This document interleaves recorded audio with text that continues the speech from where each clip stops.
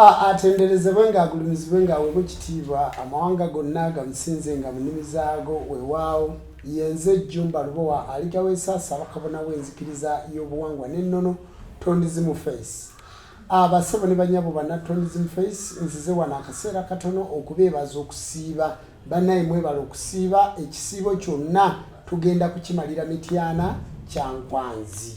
Basebo ne banyabo ab'obutabiriza b'Ekyankwanzi Kabona Ssenyonjo n'abantu abalala bonna Jjajja Lutalo Kabona Lwetutte abategesi b'emikolo banna High Council abantu mwenna bakabona ne bannabona abakkiriza ab'enzikiriza y'obuwangwa n'ennono njagala okutwala omukisa guno okubategeeza olunaku luno olwaleero nti ku lunaku olw'omukaaga mu kusinza okw'olw'omukaaga omwo y'embaga ya jjajjaffe bamweyana y'embaga y'omutukuvu bamweyana era yegenda okukomekkereza mu kirowooza okutusimbula kusinziza ekkulu okutusimbula ate okuyingira obutabiriza bwa Mityana.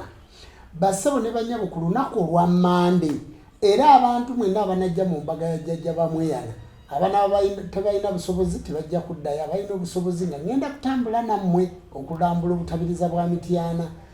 Abana abati balina busobozi bajja kubeera abalina obusobozi bajja kuddayo naye nga ffe tutandika okwaniriza abantu ku lunaku lwa mukaaga era y'embaga ya jjajja bamweyana tulekawo olunaku lumu lwa Sande kwetegeka kati abana abatasobodde kujja ku lwa mukaaga naye nga ngenda kulambula nammwe obutabiriza njagala munkwate bulungi abana abatasobodde kujja ku lwa mukaaga naye nga ngenda kulambula nammwe obutabiriza muyina okusulawo ku kiro ekyokusande essaawa 2 ez'okumakya ssaawa 2 ez'okumakya tujja kuba tusimbula n'eddigi n'emmotoka n'eggaali n'ensasagge yonna okuyingira obutabiriza bwa Mityana.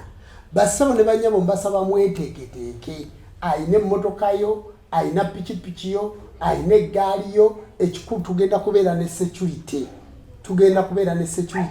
bulungi nnyo tulidinga tugenda kuba n'abantu abatukulembera mu nneeteekateeka eno. Mbasaba mwenna nga wali agadde okulambula ku butabiriza nalambula obw'e Masaka saabulambula naawe nalambula obw'e Busoga saabulambula naawe jangu tulambule ffenna era ngenda kutandikira mu butabiriza bw'e Mityana jangu tulambule ffenna ate tugende nga tusaba nga tukola emikolo.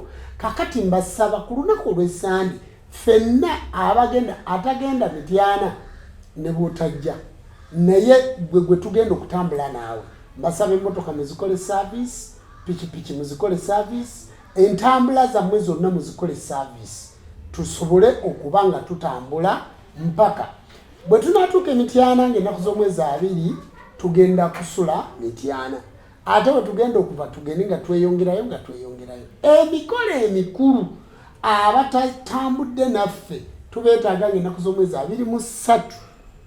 23 nga mwenna muli Kyankwanzi ke Kasiki 24 gy'emikolo emikulu 24 mu mikolo emikulu gitandika ku ssaawa 3 ng'abagole bayingira ssaawa 4 nga tujja kuba tubagatta ssaawa 5 nga tumaliriza nga tuteekako akabaani nga tuteekako endiga abagenyi abakulu abatukyalidde nga boogera nga tusomesa ku lunaku lwa 23 njagala okubategeeza ye overnight bwe budde obw'ekiro obw'okusinza obw'okusaba obw'okusumula ng'ennaku z'omwezi 23 era mmwe abatagenda kutambula naffe nga 23 mwenna muyina kusula Kyankwanzi ke Kasiki ke Kyankwanzi 24 kwe kuggalawo omukolo gwonna Ekyankwanzi era ku 24 okuwera ssaawa 9 omukolo gwonna gujja kuba guwedde.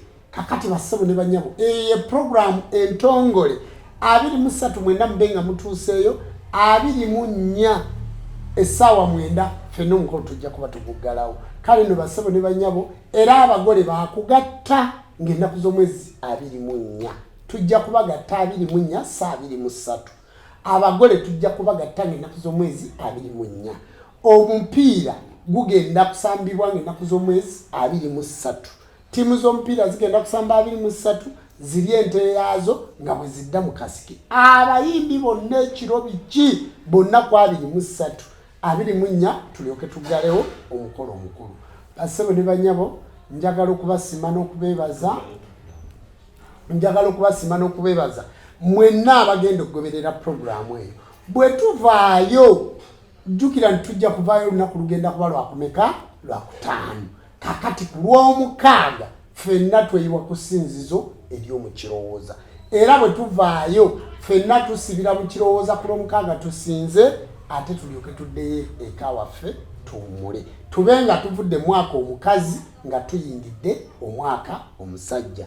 Amalamaga gano gagenda kubeera ga muwendo. Amadda ga Ssewamala gano gagenda kubeera ga muwendo. Okujjukira amatikkira ga Ssaabakabona ag'omulundi ogw'omusanvu nti Ssaabakabona awezezza emyaka 7 nga ye Ssaabakabona w'enzikiriza y'obuwangwa n'ennono. Okuva lwe bantuuza ku lusozi Walusi ng'ennaku z'omwezi 24 omwezi ogwokutaano omwaka 2017. Kati ngenda kuba mpeza emyaka 7 nga nze Ssaabakabona w'enzikiriza y'obuwangwa n'ennono.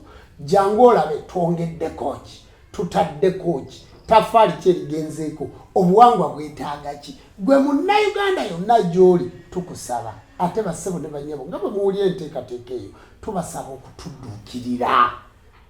okutudduukirira okutuukiriza omulimu gwa jjajjaffe Ssewamala. Mukimanyi nti ffe situlina obuyambi bwaffe buva mu ffe. Twongera okunga eggwanga lyonna ne bannayuganda n'abakulembeze mwenna tubakoowoola mujje mulabe bwe tutambuza enzikiriza y'obuwangwa ennono. Katonda w'abajjajja abawa omukisa.